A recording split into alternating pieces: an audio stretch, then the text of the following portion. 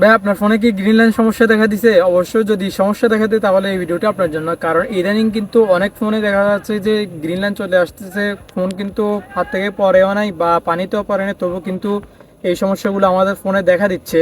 So এই সমস্যাগুলো দেখা দিলে কি করণীয় এবং আমাদের এই সমস্যাগুলো আসলে কেন দেখা দেয় সেগুলো কিন্তু আজকের ভিডিওতে তুলে ধরবো। তো চলুন আমরা মূল ভিডিও শুরু করি। একটু তো আমরা প্রথমে জানবো যে এই সমস্যাটা আসলে কোন ডিভাইসে আসতে পারে অ্যান্ড কোন কোন ডিসপ্লেতে আসতে পারে। তো শুরুতে আমরা যদি বলি তাহলে কিন্তু এই সমস্যাগুলো ওলেড ডিসপ্লে বা অ্যামোলেড ডিসপ্লেগুলোতে বেশি দেখা দেয়। আর এই গ্রিন লাইনের কিং ছিল একসময় কিন্তু ওয়ানপ্লাস, তবে বর্তমানে কিন্তু স্যামসাং এটার সেরা লেভেলে নিয়ে গেছে। তাদের ফোনের ডিসপ্লেগুলো যত ভালো হয় তত খারাপও হয় এই ডিসপ্লেটার গ্রিন লাইনের কারণে।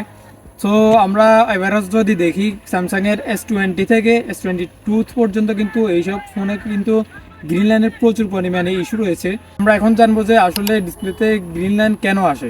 যদি এটা বলি তাহলে কিন্তু আমরা দেখতে হবে যে ফোনটা আমরা কোথায় ইউজ করতেছি এবং কীভাবে ইউজ করতেছি।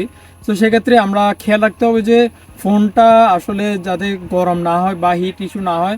হিট ইস্যুর কারণে কিন্তু আমরা ডিসপ্লের যে ফ্লেক্স বা তার রয়েছে কানেক্টরের মধ্যে কিন্তু এটা আঘাত পড়ে বা চাপ পড়ে, যার কারণে কিন্তু কানেক্টর যদি মিসিং হয়ে যায় একটা দুইটা, তখন কিন্তু গ্রিন লাইনগুলো আমাদের ডিসপ্লেতে হাজির হয়।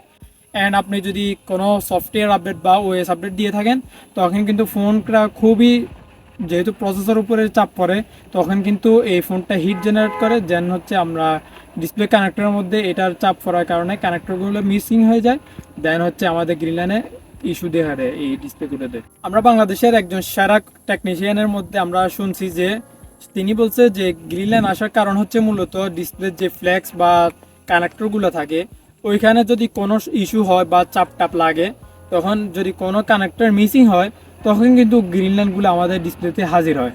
সো এটা আমাদের সর্বক্ষেত্রে খেয়াল রাখতে হবে যাতে ডিসপ্লের উপরে কোনো চাপ না পড়ে। অ্যান্ড গ্রিন লাইনগুলো আসলে বেশিরভাগ কিন্তু সুপার অ্যামোলেড বা অ্যামোলেড ডিসপ্লেগুলোতে আসে। তবে একটা কথা বলে রাখি, সব অ্যামোলেড যে খারাপ তেমন না। অনেক ফোন এমন রয়েছে কিন্তু 6-7 বছর কন্টিনিউয়াসলি ইউজ করার পরেও কিন্তু কোনো গ্রিন লাইন ইস্যু দেখা দেয়নি।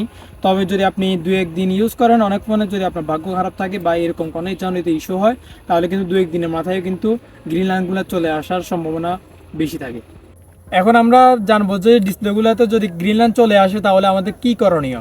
যদি ফোনটা লং লাস্টিং ইউজ করে ফেলেন, দেন যদি আপনার গ্রিন লাইনগুলো আসে, তখন আপনি যদি একটা দুটা থাকে তাহলে কিন্তু নতুন মেশিন কিন্তু তারা নিয়ে আসছে বাংলাদেশে, যেগুলোর মাধ্যমে কিন্তু একটা দুটা বা সর্বোচ্চ 3টা পর্যন্ত গ্রিন লাইন রিমুভ করা সম্ভব।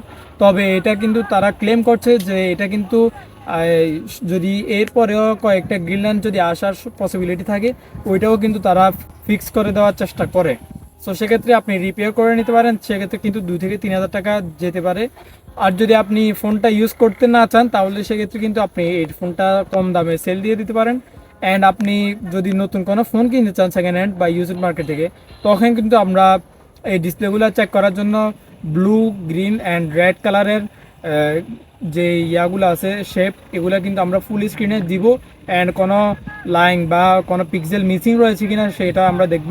যদি মিসিং না থাকে তাহলে কিন্তু ডিসপ্লেটা আমরা দেখে শুনে কিনতে পারবো, কোনো সমস্যা হবে না। তবে অরিজিনালটা নেওয়ার চেষ্টা করবেন, অরিজিনালে গ্রিন লাইন না পড়ার পসিবিলিটি বেশি থাকে। আর যদি ফোনটা রিফারবিশড হয় তখনও কিন্তু আমাদের গ্রিন লাইন চলে আসার পসিবিলিটি বেশি থাকে।